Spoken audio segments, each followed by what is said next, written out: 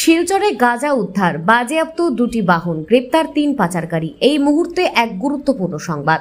3 কোটি টাকার গাঁজা সহ 3 পাচারকারীকে গ্রেপ্তার করেছে কাছাড় পুলিশ। পাশাপাশি দুটি গাড়ি বাজেয়াপ্ত করা হয়েছে। কাছাড় জেলার senior police super Nomal Mahato এই বিষয়ে জানান, কাছাড় পুলিশ সোমবার রাতে শিলচর বাইপাসের কাছে আইএসবিটিতে অবৈধ মাদক পরিবহনের বিরুদ্ধে অভিযানের সময় ত্রিপুরা থেকে আসা একটি বোলেরো এবং একটি ভার্মা বাহনে তল্লাশি চালায়। তল্লাশিতে দুটি গাড়ির ভেতরে লুকানো 576 কেজি ওজনের 86 প্যাকেটের গাঁজা উদ্ধার করেছে। কালোবাজারের এই গাঁজার মূল্য ও 3 কোটি টাকা হবে বলে ধারণা করা হচ্ছে। পুলিশ 3 পাচারকারীকে গ্রেপ্তার সহ গাঁজা ও বাহন দুটি বাজেয়াপ্ত করেছে। গ্রেপ্তারকৃত পাচারকারীরা হলো জ্যোতিষ দেববর্মা, তার বাড়ি পশ্চিম ত্রিপুরার সিধাই মোহনপুরের উত্তর দাসগড়িতে। এছাড়াও প্রসাদ দেববর্মার বাড়ি পশ্চিম ত্রিপুরার জিরানিয়া এলাকায় এবং চিরঞ্জিত দেববর্মার বাড়ি পশ্চিম ত্রিপুরায়। পুলিশ সুপার জানান, নিরপেক্ষ সাক্ষীদের উপস্থিতিতে গাঁজাগুলো বাজেয়াপ্ত করা হয়েছে এবং ঘটনাস্থলে পরীক্ষা করার সময় মাদক শনাক্তকরণ কিটে গাঁজার উপস্থিতি পাওয়া গেছে। প্রাথমিক তদন্তে জানা গেছে যে গাঁজাগুলো ত্রিপুরার ধর্মনগর থেকে পাচার করা হয়েছিল। এই ঘটনার তদন্ত চলছে এবং বলে জানিয়েছেন senior police super Nomal Mahato. আজি পুৱতি নিশা ৰাতি প্ৰায় 2টা বজাত আমি এটা বিশেষ অভিযান আৰম্ভ কৰিছিলোঁ আৰু এই অভিযানটো আমাৰ ইয়াৰ শিলচৰ থানাৰ অন্তৰ্গত আইএছবিটি অঞ্চলত এই অভিযান চলিছিলে আৰু এই অভিযান কালত আমি দুখনকৈ গাড়ী, সন্দেহজনকভাৱে দুখনকৈ গাড়ী আমি ইণ্টাৰচেপ্ট কৰোঁ। এখন গাড়ী হ'ল বলেৰো গাড়ী, বলেৰো গাড়ীখনৰ নাম্বাৰ AS01EF2494 আৰু দ্বিতীয়খন গাড়ী হ'ল নাম্বাৰটো হ'ল TR01BQ462 ভাৰ্না।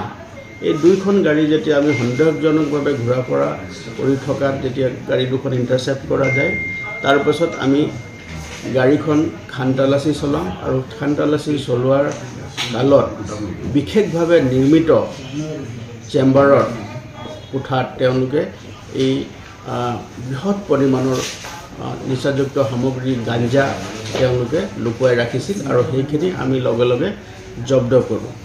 আৰু এই অভিযানটো চলি থাকোঁতে তাত থকা সৰবৰাহকাৰী 3জন ব্যক্তি, প্ৰথম ব্যক্তিজনৰ নাম হ'ল জ্যোতিষ দেৱবৰ্মা। তেওঁৰ ঘৰ হ'ল PS হ'ল সিধাই মোহনপুৰ ৱেষ্ট ত্ৰিপুৰা। আৰু দ্বিতীয়জন ব্যক্তি হ'ল প্ৰসন্ন দেৱবৰ্মা। তেওঁ 32 বছৰ বয়স। তেওঁ হ'ল জিৰানিয়া, তেওঁ হ'ল police station Jirania west Tripura. আৰু তৃতীয়জন ব্যক্তি হ'ল চিৰঞ্জিত দেৱবৰ্মা। তেওঁৰ ঘৰ হ'ল সিধাই মোহনপুৰ ডিষ্ট্ৰিক্ট ৱেষ্ট ত্ৰিপুৰা। এই 3জন ব্যক্তিক আমি সোধপোছ কৰোঁ আৰু সোধপোছ কালত সেই তেওঁলোকে কঢ়িয়াই অনা লৈ অহা গাড়ীৰ পৰা আমি বৃহৎ পৰিমাণৰ নিচাযুক্ত সামগ্ৰী গাঞ্জা জব্দ কৰিবলৈ সক্ষম হওঁ। আৰু গাঞ্জাখিনি আছিলে 86টা পেকেটছ আছিলে, ডাঙৰ ডাঙৰ পেকেট আছিলে। আৰু সেই পেকেটবিলাক যেতিয়া আমি জোখমাখ কৰোঁ তেতিয়া আমি তাত 576 কিলোগ্ৰাম গাঞ্জা আমি জব্দ কৰিবলৈ সক্ষম হৈছোঁ। আৰু এই যিখিনি সামগ্ৰী আমি জব্দ কৰিলোঁ, এই সামগ্ৰীখিনি আমি ড্ৰাগ ডিটেকশ্যন কিটৰ জৰিয়তে আমি পৰীক্ষণ কৰোঁ স্থলীতে। আৰু পৰীক্ষণ কালত সম্পূৰ্ণ এটা পজিটিভ ৰিপ্লাই যেতিয়া আমি পালোঁ, তাৰ পাছত আমি গোটেই সামগ্ৰীখিনি আমি আমাৰ আইনৰ যিটো আমাৰ নিয়ম আছে সেই নিয়মৰ মতে আমি গোটেই বস্তুখিনি আমি ইণ্ডিপেণ্ডেণ্ট উইটনেছৰ সন্মুখত আমি গোটেই সামগ্ৰীখিনি জব্দ কৰোঁ। আৰু এই যিখিনি নিচাযুক্ত সামগ্ৰী আমি জব্দ কৰিলোঁ, এই জব্দকৃত সামগ্ৰীখিনি আজিৰ সময়ত চোৰাং বজাৰত ইয়াৰ মূল্য প্ৰায় 3 কোটিৰো অধিক হ'ব। গতিকে এই সামগ্ৰী জব্দ কৰাৰ লগে লগে ইয়াৰ তেওঁলোকে আইএছবিটি যি অঞ্চলত আছে তাত এটা বিশেষ তেওঁলোকে এটা ট্ৰেঞ্জেকশ্যন হোৱাৰ কথা আছিলে আৰু সেই খবৰৰ গইনা লৈয়ে আমাৰ এই অভিযান চলিছিলে।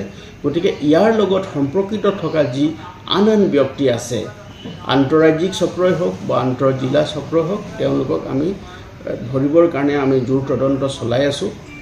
আৰু প্ৰাৰম্ভিক তদন্তকালত দেখা গৈছে যে এই গোটেই সামগ্ৰীখিনি চুবুৰীয়া ৰাজ্যৰ পৰাই ইয়াত সৰবৰাহ হৈছিলে আৰু ইয়াত আইএছবিটি অঞ্চলত এই সৰবৰাহিত সামগ্ৰীখিনি বেলেগ মানুহক বা বেলেগ এনেকুৱা সৰবৰাহকাৰী অবৈধ সৰবৰাহকাৰীক হেণ্ডঅভাৰ কৰাৰ তেওঁলোকৰ পৰিকল্পনা আছিলে।